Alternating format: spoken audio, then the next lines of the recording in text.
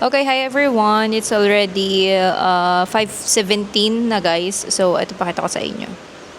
Ayan guys. So, it's already 5:17 na guys ng hapon. And today is Friday. So, hindi na ako nakapag-get ready or whatever update you guys. Kasi I'm so busy! Yes guys. So, nag-celebrate tayo ng classroom-based Valentine's Day na mabilisan lang. Just to, include our learners in the celebration of a wonderful day. Kasi bukas talaga yung Valentine's Day, which is Saturday. So ngayon namin sinelebrate para lang ma-inform din sila kung why we are celebrating Valentine's Day. And nagpa-PTA din kami for today, kaninang hapon.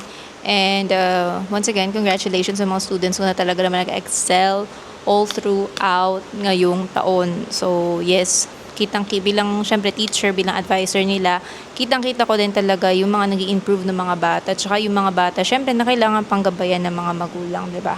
So mas marami yung nag-improve sa mas kailangan pantutukan ng mga magulang. And yeah, nakakapagod yung araw na ito dahil nag-meeting din kami with regarding sa mga reading kinember do sa ating paaralan, sa ating division. So, ang dami nating work. Ang dami nating work. Kasi ano naman yan ganoon naman talaga kasi magko-closing na din yung taon. By the way guys, hanggang March nga lang pala yung pasok yung klase dito sa Philippines, sa public school, no? Sa elementary guys, alam ko ang tapos namin parang end of March, pero exam is around March 19 to 20, parang gano'n, yung fourth quarter, yung last na exam guys. And yun, so ngayon mag-check ako kasi si daddy ay nasa gym. So while waiting for him, kasi susunduin ko siya, mag-check muna ako ng kanilang quiz. So yes, piniprint ko nga pala guys yung quiz. So ganun kami dito, piniprint ang quiz ng mga bagets. And then after that, syempre bigay namin sa kanila, re-record, and then papipirmahan sa magulang just to inform the academic standing ng kanila mga junakis. So yun guys, and sakit ng paa ako. Alam niyo guys, nagka-problem nga pala ako, kaya most of the time naka-slippers ako, yung medyo mataas na ganun. Ayoko na kasi guys bumili pa nung shoes na yung closed shoes na medyo mataas siya, hanggat kaya kong alam mo yun. Hindi kasi guys, may problem. Nagtataka ko kasi, ba't sumasakit yung paa ko? Parehong talampakan ko guys yung masakit. Ang sakit niya talaga as in. May time na para akong lumakad. Yung alam mo talagang masakit. Di ko madiin yung paa ko guys sa floor. Pag natungtong ko na yung talampakan ko sa sahig, masakit na siya guys. Pero kapag naka-slipper ako na medyo nakaangat, yung lagi kong gamit, pakita ko sa inyo. Taas ko lang. Lalayo ko na lang. Ito siya guys. Ayan o. Ito ay Fit Flop to guys. Guys, nag-sale to sa Lazada Matagal na to sa akin guys. So, meron ako nito yellow green. Yun yung gamit ko guys. Ito din sa pangbardago lang ko everyday.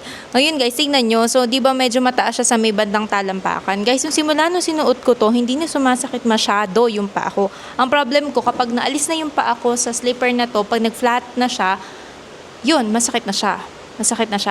Napansin ko, nangyari na to sa akin before, sumakit yung ganito nung talampakan ko, yung parang sa may likod nung, di ba yung talampakan, pag ganun, yung bandang, di ba pag ganun yung paa, yung talampakan, yung bandang part nandito guys, yung paa, yung parang dugtungan o whatever, basta ganun. So, pinacheck ko pa yan sa doktor, alam niyo guys, ang sabi, dapat medyo naka-elevate yung paa ko pag nalalakad. Kasi guys, di ba yung paa natin may curve na ganun? So, dapat yun ay curve pa din. Ma-maintain dapat natin yun. So, sabi ko sa sarili ko, okay, ganyan. So, hanggang sa tumagal na naman tayo guys. So, hindi ko siya na-maintain, no? So, most ng ginagamit kong shoes sa school, flat. Yung Melissa guys na jelly shoes. Meron ako noon yung pink, tsaka yung black, yung pamasok ko. As in, flat siya talaga guys. Flat na flat. So, matagal ko nang gamit yun. As in, talagang ROI na ROI ko. Everyday yun yung gamit ko. Hanggang sa dumating yung point na ito na nga, sumakit na yung paa ko. Tapos, nakalimutan ko yun, sabi ng doktor. Sabi ko, siguro dad, baka overweight ako, ganyan. Pero hindi naman, kasi sabi ko, baka kailangan ko mag-lose ng weight, ganyan. Tapos, nung later on, medyo nabawasan ako ng timbang. Ganun pa din siya, masakit. So, hindi sa weight ko siya, guys. So, ang naging problem, yun na nga, guys. So, hindi ko na-maintain yung level ng paa ko. So, dapat guys, yung paa ko, yung slipper ay or yung shoes medyo naka-elevate, parang nakaganon yung paa, parang nakaganyan pa din siya, hindi yung flat na flat. Kasi nga 'di ba, ang tagal pag nagtuturo ako guys, ang tagal ko nakatayo, tapos lakad ako ng lakad, ganyan, no-monitor yung mga bata, yung mga activity ko, nakakasagot sila sa notebook nila. Ang tagal ko nakatayo sa harap guys. Bihira lang ako umupo sa harap. Siguro umuupo lang ako kapag masakit na talaga yung paa ako or kapag masama yung pakiramdam ko. Pero doon sa harap sa board ko guys, nakatayo ako dyan. Simula 7:30 hanggang matapos guys yung klase ko, nakatayo ako.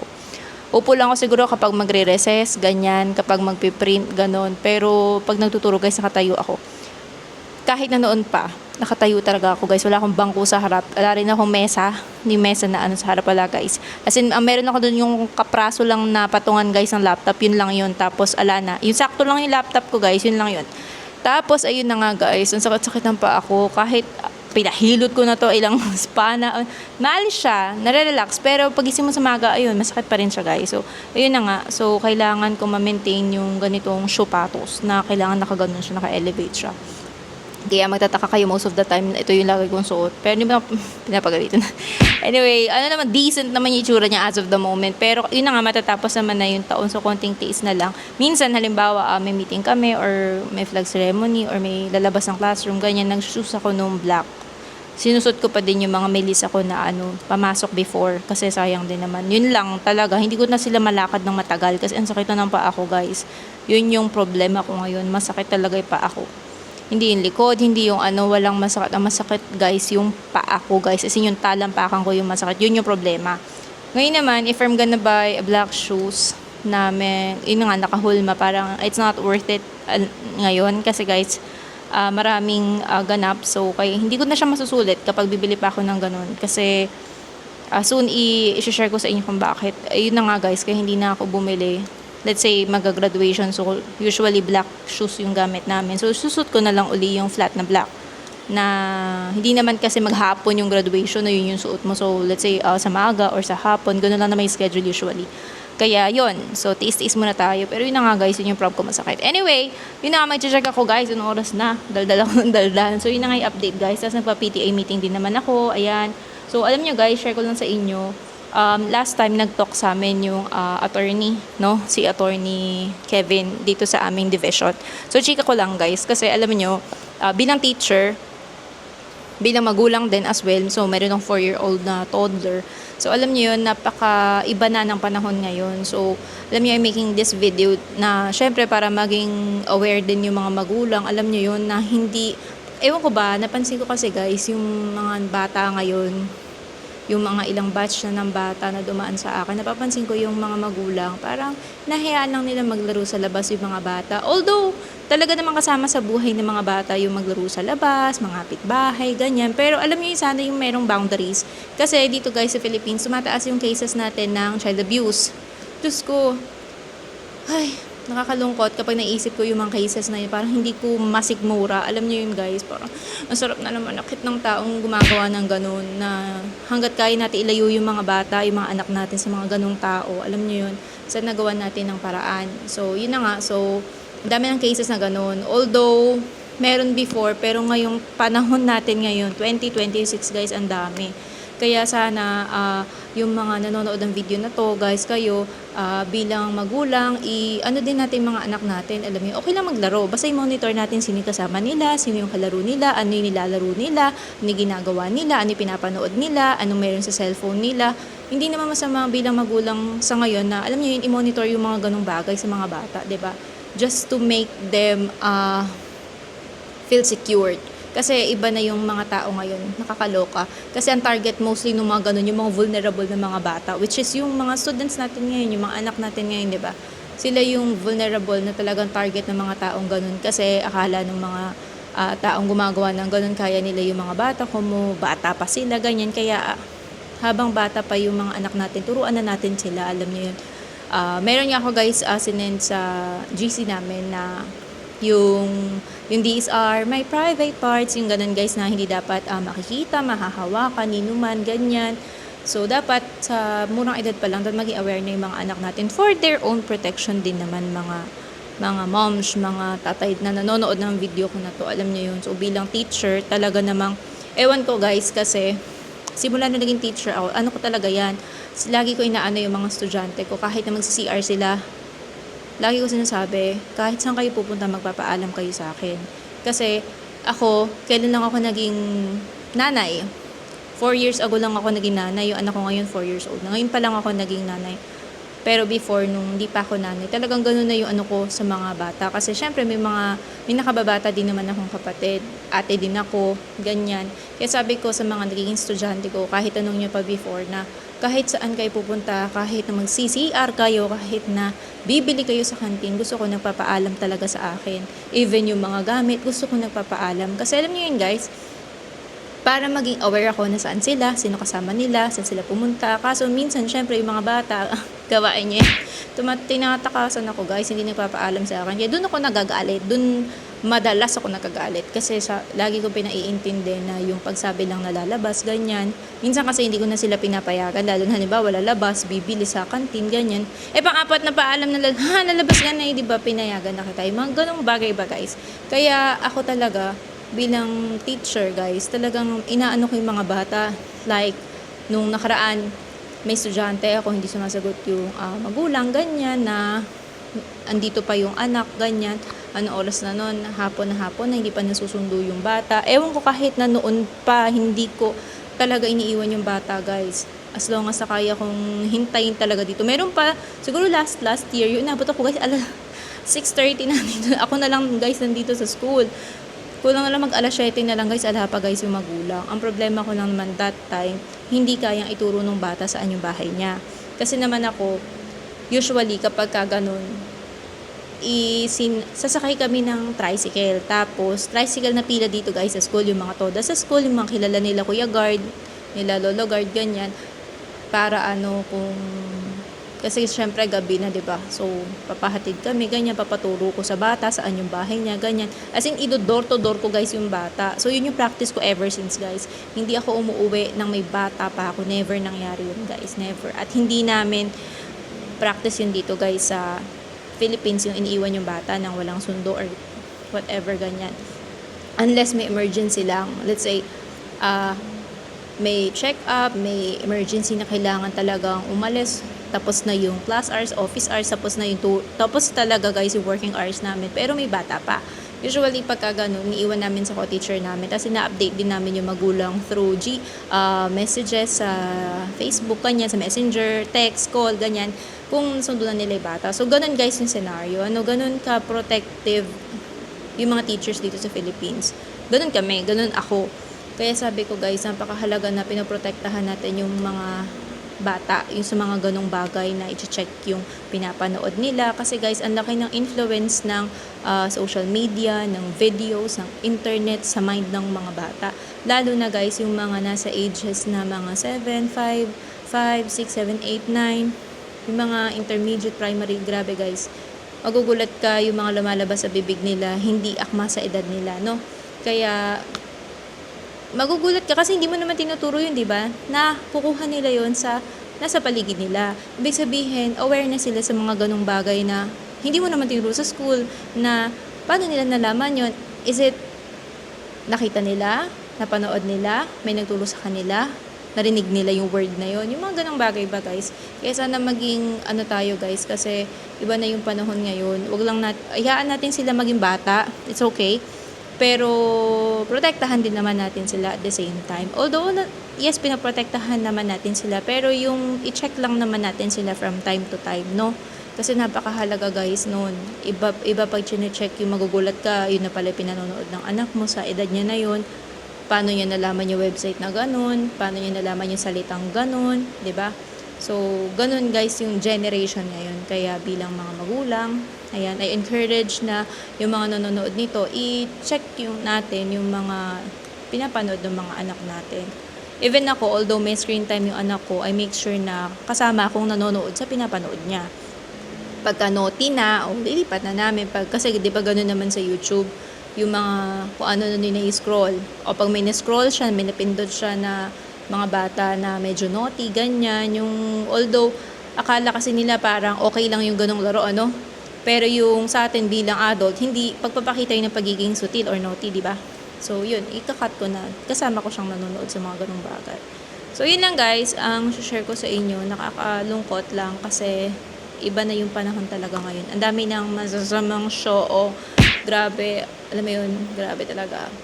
Medyo na-refresh lang ako. Kasi guys, alam nyo, bihira lang manood ng balita. Major lang yung mga pinanonood ko. Nakakalungkot kasi guys, yung mga ganong balita na napaka-ano na ng mga tao ngayon. Alam mo, hindi natatakot sa batas, hindi natatakot sa mga pulis. Alam mo yun, parang go-go lang sila ng go-go sa mga ginagawa nila sa buhay, which is not okay and very harmful. So, kung ano yung sinasabi ko. Pero it makes sense and it is what is happening right now. Diba? So, yun na nga. Let's check na nga kung ano yung sinasabi ko. Ayun. Diba?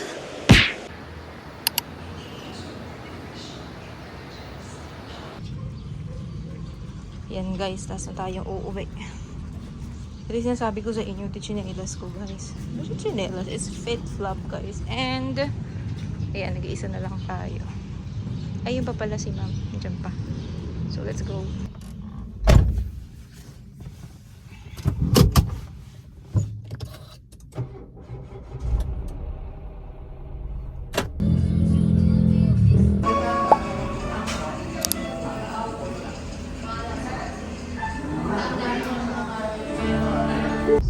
Ay, patayin mo ka lang. Ilaw ba?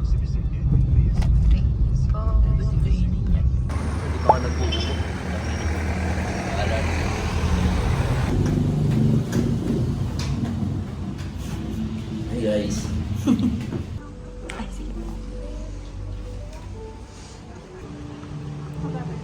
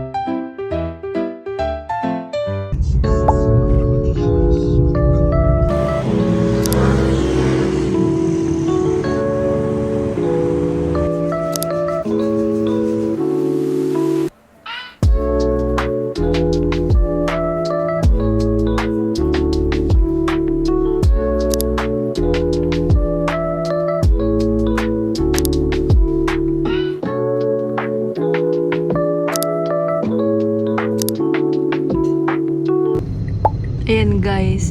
So nagpaalam kami sa anak namin na lalabas kami. Tapos sabi, nagpapabili siya ng dragon fruit. Guys, buti na may bilihan ng dragon fruit dito malapit sa amin. Although hindi naman siya masyado malapit. Medyo malayo din siya ng konti. Ayan no. Gusto kasi niya donut. May ubo pa siya guys. Sabi niya, sige iba na lang, sabi ko, anak, dragon fruit. Tapos alam mo yung tingin na parang hindi kami makakahanap ng dragon fruit. Okay, sabi ko. Wala niya ako. Ayan guys. So nakabili kami. This is how we celebrate Valentine's Day guys. Ayan, so medyo madilim guys. So this is how we celebrate. This is how we celebrate Valentine's Day. So simple lang guys. So yun, nagpamasahe kami. Although nagpamasahe na kami kahapon, nagpamasahe uli kami ngayon guys. Nakakatawa. Pero mas masarap siya ngayon kasi nagpa-foot spa ako, ventosa, tsaka foot massage. Tapos si daddy nagpa-massage din siya guys. So ayun guys. Happy Valentine's! Ayan, so kita nyo na ako guys. So dito na kami sa may bilihan, parang anong tawag dito, grocery store na malapit sa amin guys. So yun na nga guys, so bumaba si daddy, so bumili siya ng mga anik-anik, ang tawag dito, yung mga cornic something ganyan. Kasi kagabi nag-wine kami, tapos ngayon, konti lang, yun inom namin kagabi na wine. pampatulog lang. Kasi nauna yung antok sa bahay. So, kasi talagang plakda kami kagabi. As in, sobrang antok namin. And then, nanonood kasi kami ng movie kagabi. Yung, ang tawag dito, yung Project Y. Oo, yung Korean movie siya, guys. Yung bida sa Gyeongsang Creature tsaka yung sa ballerina. So dalawa sila, si Han So Hee tsaka isa. So nashock kami, so akala kasi namin sobrang action siya, so hindi pala. And then hindi pala guys, yung in-expect kasi kami na malaki kasi nag-video na sila sa mga action ng movies, kaya sabi ko okay, sabi ko baka sobrang action. So ang ganda kasi ng trailer, parang bakbakan siya talaga. So hindi na-meet yung expectation namin. So ang ganda natapos namin siya na, girl, matatapos na siya ganun, mahaba na yun napanood namin. Tapos parang hindi pa sila yung babakbakan. So yun pala, nabububog lang sila. So anyway, babalik na si dad. Ala, siguro siya nabiling cornet.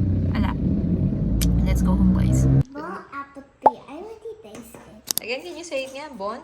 Bon appetit. Tell the video you're making what? Pancake. For breakfast. Yeah, but later we'll share to Ate and Kuya. Good job. Oh, slowly you mix it, okay? Okay.